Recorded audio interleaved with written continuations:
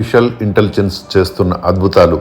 బిర్యానీ గుమగుమల వెనుక 70,000 కోట్ల tax మాయాజాలాన్ని AI గుట్టురట్టు చేసింది. హైదరాబాద్ అంటేనే బిర్యానీకి కేరాఫ్ అడ్రస్. అయితే ఐటీ అధికారులు చేసిన ఒక సాధారణ తనిఖీలో బయటపడ్డ నిజాలు ఇప్పుడు దేశవ్యాప్తంగా ఉన్న రెస్టారెంట్ యజమానుల గుండెల్లో రైతులు పరిగెత్తిస్తున్నాయి. కేవలం హైదరాబాద్కే పరిమితం కాకుండా దేశవ్యాప్తంగా సుమారు 70,000 కోట్ల మేర అమ్మకాలను దాచిపెట్టి పన్నులు ఎగవేసినట్టు ఏఐ సహాయంతో ఐటీ అధికారులు గుట్టురట్టు చేశారు. సాధారణంగా ఇలాంటి భారీ డేటాను మనుషులు విశ్లేషించడం అసాధ్యం.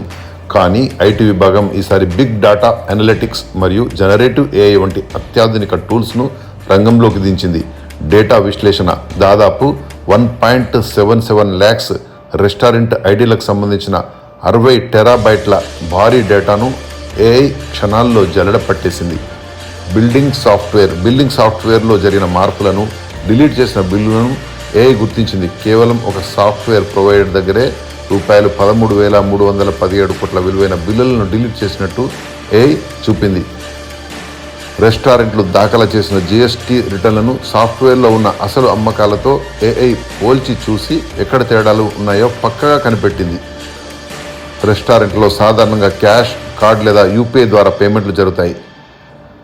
యజమానులు కొన్ని ట్రిక్స్ ఫాలో అయ్యారు. క్యాష్ ద్వారా వచ్చిన పేమెంట్లను సాఫ్ట్వేర్ నుండి తొలగించడం, ఎందుకంటే డిజిటల్ పేమెంట్స్ కంటే నగదును ట్రాక్ చేయడం కష్టం.